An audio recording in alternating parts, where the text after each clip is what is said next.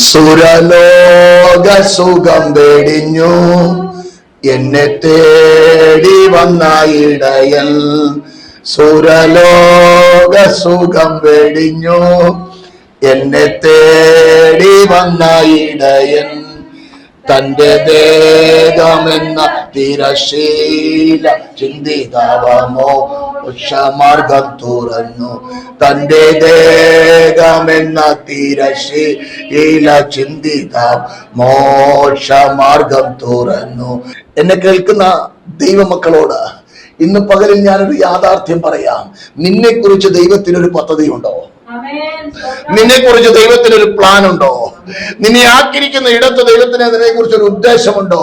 അതിനെ ഇല്ലാതെയാക്കുവാൻ,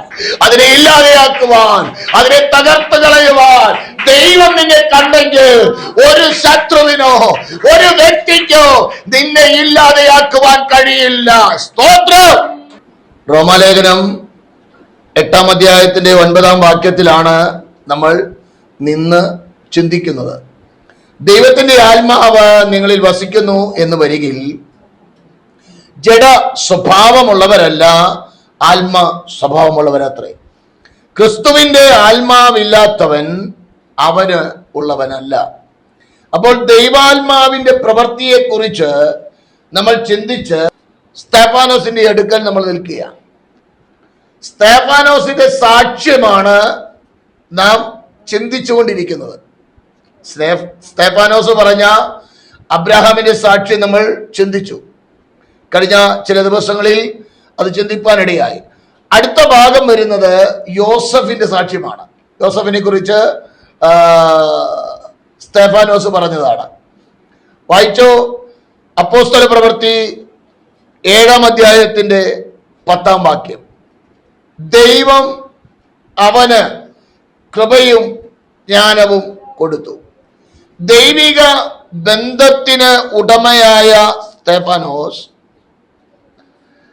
ദൈവാത്മാവിൽ വിളിച്ചു പറയുകയാണ്, യോസഫിന്റെ ജീവിതത്തിൽ ദൈവിക ജ്ഞാനവും ദൈവകൃപയും അവന് ഉണ്ടായിരുന്നു.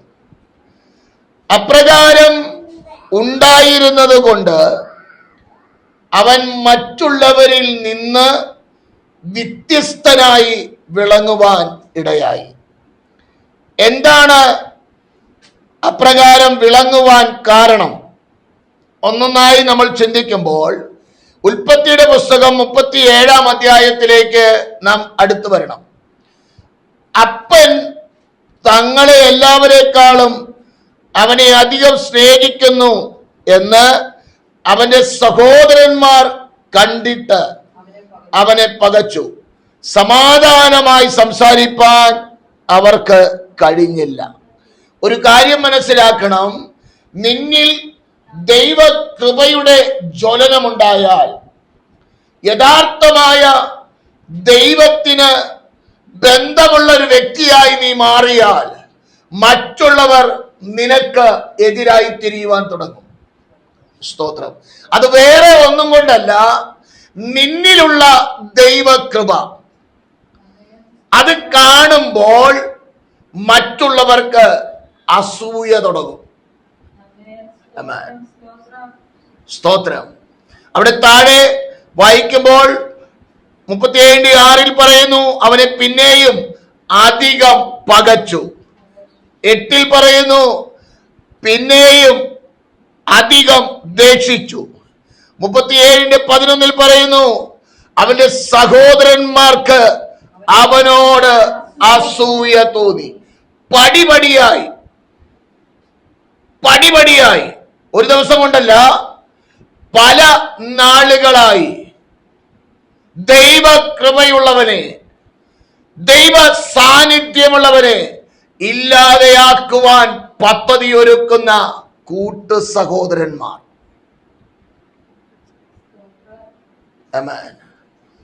പലപ്പോഴും പണി വരുന്നത് പുറത്തു നിന്നല്ല, അകത്തു നിന്നാണ്. അകത്തുള്ളവരെ പെട്ടെന്ന് മനസ്സിലാക്കാൻ കഴിയില്ല. പുറമെ നിന്ന് വരുന്നതിനെ കാണാൻ പറ്റും, അകത്ത് നിന്ന് വരുന്നതിനെ കാണണമെങ്കിൽ ആത്മക്കണ്ണുണ്ടായാലേ കാണാൻ പറ്റുകയുള്ളൂ. നിങ്ങളൊന്ന് ശ്രദ്ധിച്ചാൽ മതി. ഒരുവനൻ പൈശാചിക ആത്മാവ് ബാധിച്ചിരിക്കുക, ദാവീദ് എന്ത് ചെയ്യുക? കിന്നരം വായിക്കുക.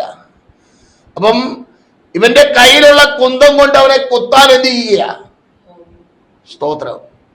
എന്നാൽ ആ കുത്ത് അവനെ കൊള്ളാതെ വണ്ണം ഒന്നിലധികം പ്രാവശ്യം അവൻ മാറി. കാരണം ഒരുപക്ഷെ കണ്ണടച്ച്, ഞാൻ പലപ്പോഴും പ്രസംഗിക്കുമ്പോ കണ്ണടച്ചിട്ടാ പ്രസംഗിക്കുന്നത്. എനിക്ക് അടുത്ത് നിൽക്കുന്ന ഒരു കുത്താണെങ്കിൽ കുത്താൻ സുഖം, സ്തോത്രം. കാരണം കണ്ണും തുറന്നല്ലേ ഞാൻ പ്രസംഗിക്കുന്നത്. ദാവീദ് എനിക്ക് തോന്നുന്നത് കണ്ണും തുറന്നാണ് ഈ കിന്നരം വായിച്ചത്. കണ്ണടച്ചിരുന്നെങ്കിൽ ആ താപ്പോക്ക് എന്ത് ചെയ്തേനെ? അവനെ കുത്തി ശരിയാക്കിയേനെ. സ്തോത്രം, ഹല്ലേലൂയ. താപ്പ് നോക്കി പല ആവർത്തി ദാവീദിനെ കുത്തുവാൻ, ചുവലിനോട് ചേർത്ത് കുത്തുവാൻ കുന്തമാഞ്ഞു. ആമേൻ. എന്നാൽ ദൈവകൃപ അവനിൽ ഉണ്ടായിരുന്നത് കൊണ്ട് അവനെ ഇല്ലായ്മ ചെയ്യുവാൻ കഴിഞ്ഞില്ല എന്ന് വചനം പറയുന്നു. നമ്മൾ വചനം പഠിച്ചു കഴിഞ്ഞാൽ വളരെ കൃത്യതയോടുകൂടി ദൈവാത്മാവ് രേഖപ്പെടുത്തി വെച്ചിരിക്കുന്ന ചില യാഥാർത്ഥ്യങ്ങളുണ്ട്. ദാവീദിനോടുള്ള ബന്ധത്തിൽ പറയുന്നത്, ദാവീദിനെ സകല ശത്രുവിന്റെ കയ്യിൽ നിന്നും എടുത്തു ദൈവാത്മാവ് രേഖപ്പെടുത്തുകയാണ്, ശൗലിന്റെ കയ്യിൽ നിന്നും. അപ്പോൾ സകല ശത്രുവിലും ഉൾപ്പെട്ടവനല്ലായിരുന്നു ശൗല്.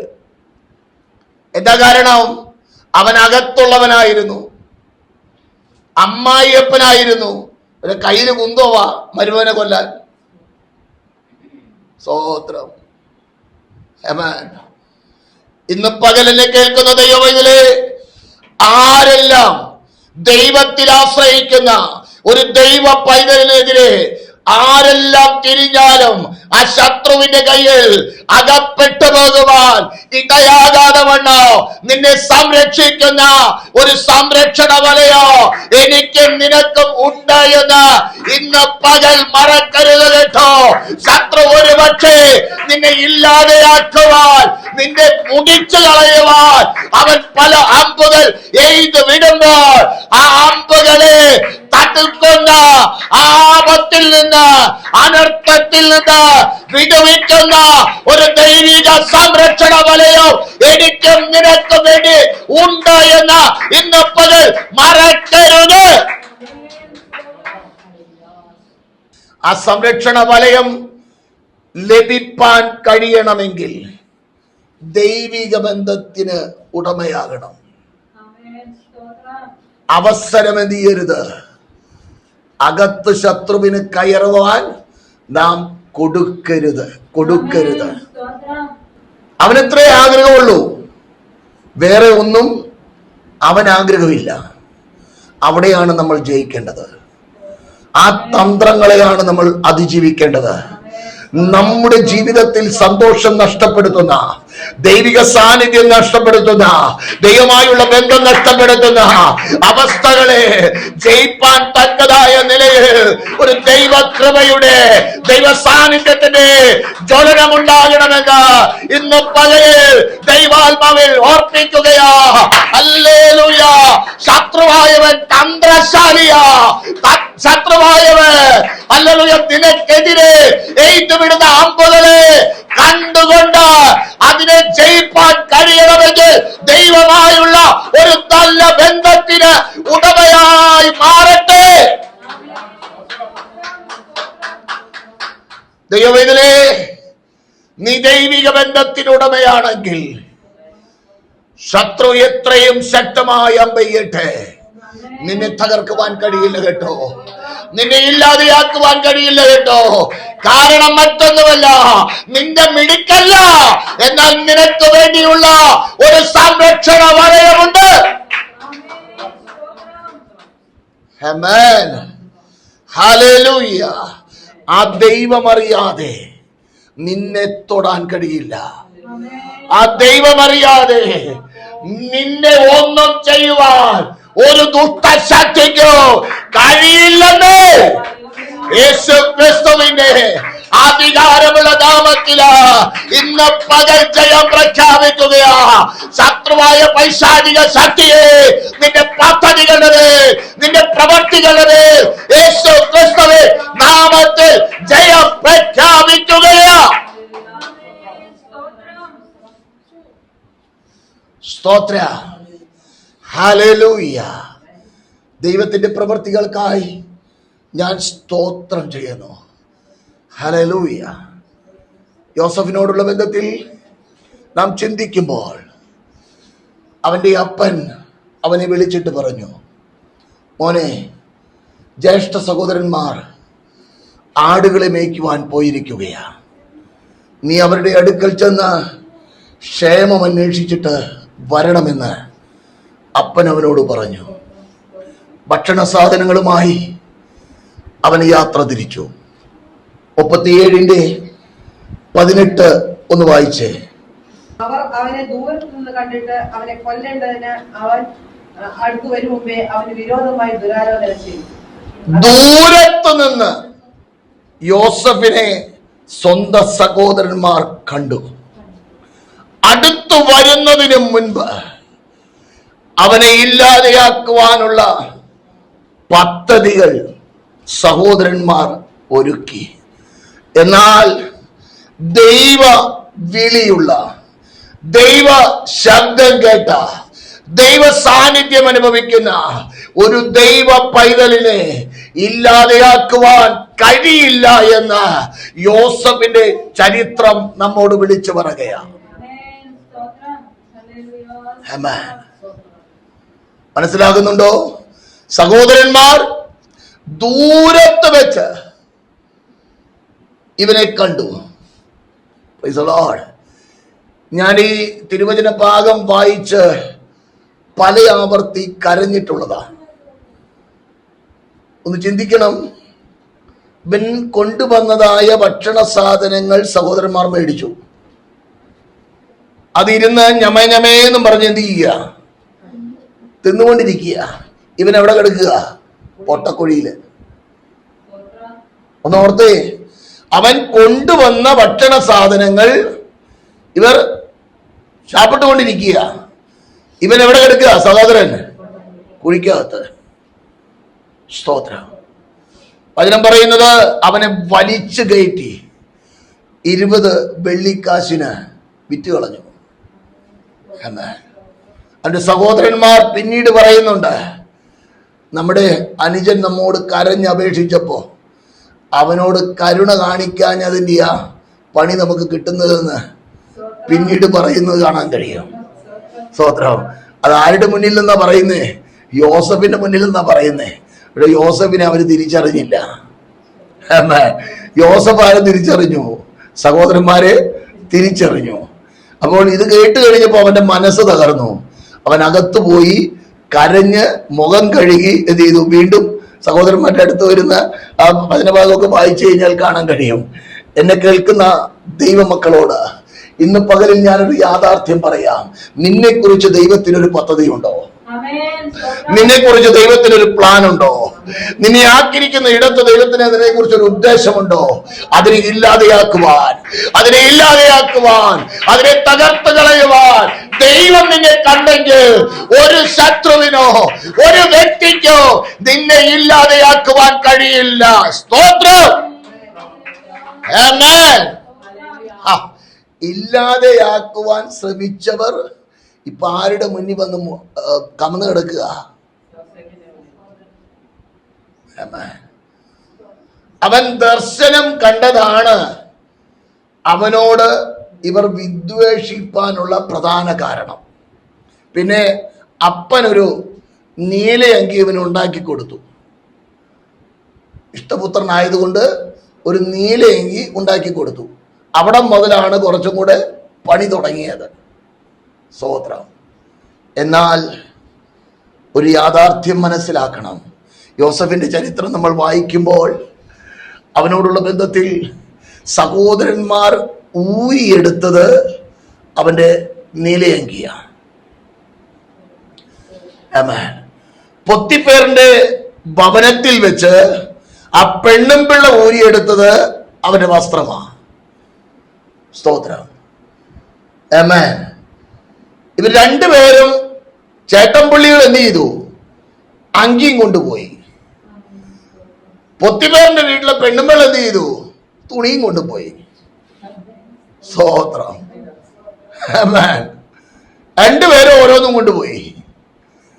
പക്ഷേ വചനം വായിക്കുമ്പോൾ, അത് ധ്യാനിക്കുമ്പോൾ, നേർമയുള്ള വസ്ത്രം ധരിപ്പിച്ച് അവനെ ഹല്ലേലൂയ ഫറവോൻ നൽകിയതായ രഥത്തിൽ കയറ്റി അവന്റെ മുൻപിൽ നടന്ന് അവനെ പ്രശംസിക്കുന്ന പ്രശംസകൾ തിരുവചനത്തിൽ കാണുവാൻ കഴിയും. ആരെല്ലാം നിന്നെ താഴ്ത്തട്ടെ, ആരെല്ലാം നീ ഇല്ലാതെയായെന്ന് പറയട്ടെ, ദൈവം നിനക്ക് അനുകൂലകനാണോ?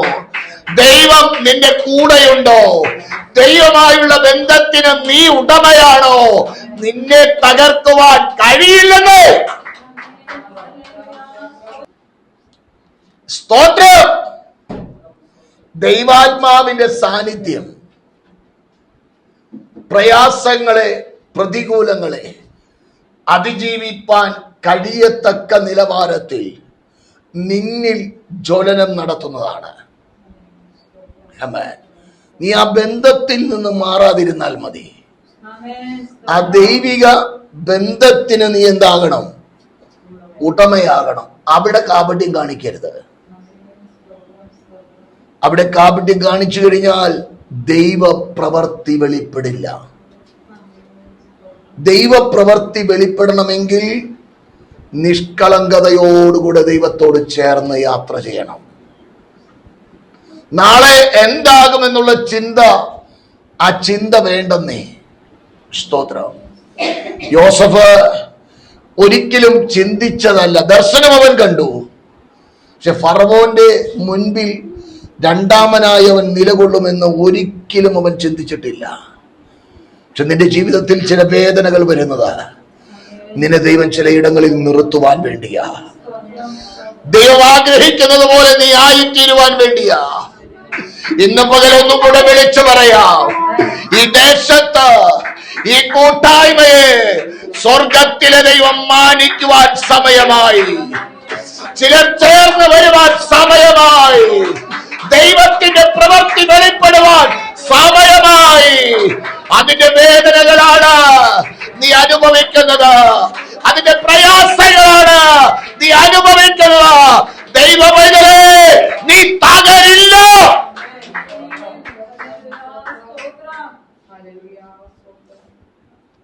യോസഫിന്റെ ജീവിതത്തിൽ ചേർത്ത് നമ്മൾ ചിന്തിച്ചാൽ, സഹോദരന്മാർ അവനെ വിറ്റ് കളഞ്ഞു.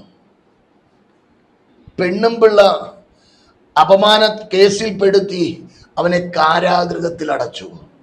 പക്ഷെ ആ കാരാഗൃഹവും ഫറവോന്റെ അടുക്കലേക്കുള്ള വഴിയായി മാറി. സ്തോത്ര. ദൈവപ്രവർത്തിയുടെ പൂർത്തീകരണത്തിന് അത് ഹല്ലേലൂയ ചവിട്ടുപടിയായി മാറി എന്നതുപോലെ ദൈവം ചില പ്രവർത്തികൾ ഈ ദേശത്ത് ചെയ്തെടുക്കുവാൻ ചില ചവിട്ടുപടികളായി മാറുന്ന ദിനങ്ങൾ അധികം വിദൂരമല്ലെന്ന് ഇന്ന് പകലിൽ ദൈവാത്മാവിൽ വിളിച്ചു പറയുകയാ. അന്ധകാര ശക്തിയുടെ പദ്ധതികൾ തകരുകയാ, അവന്റെ പ്രവർത്തികൾ തകരുകയാ.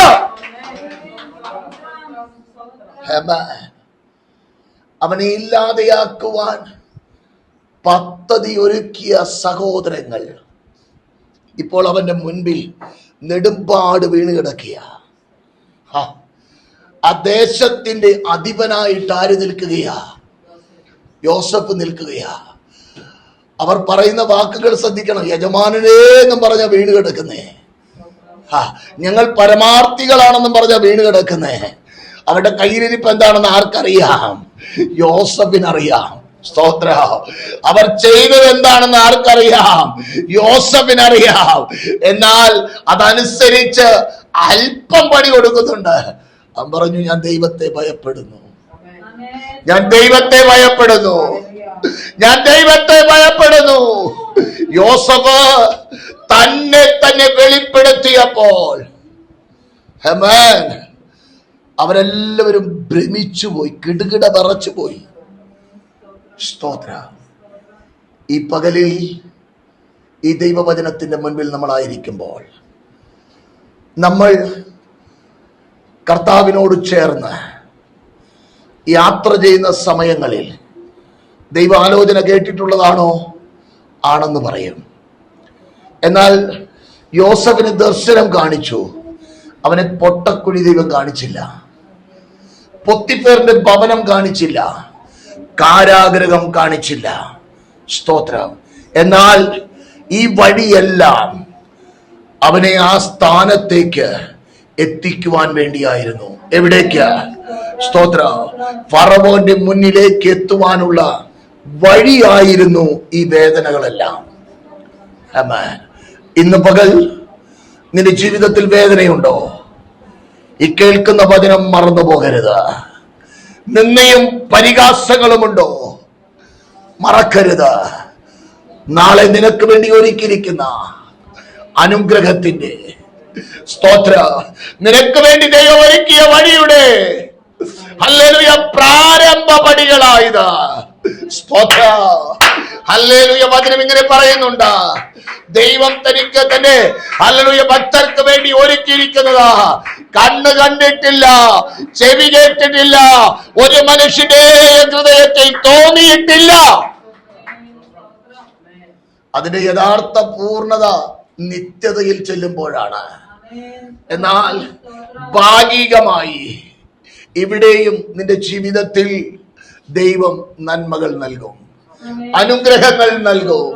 ഭൗതികം മാത്രമല്ല കേട്ടോ അനുഗ്രഹം എന്ന് പറയുന്നത്, ശാരീരിക അനുഗ്രഹങ്ങൾ അനിവാര്യമാണ്. ഹല്ലേലൂയ. തലമുറയില്ലാത്ത വേദനയിൽ തലമുറ അനിവാര്യമാണ്.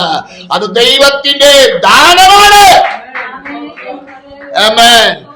കുറവുകളെ പരിഹരിപ്പാൻ കഴിവുള്ള ഒരു ദൈവമാണ്.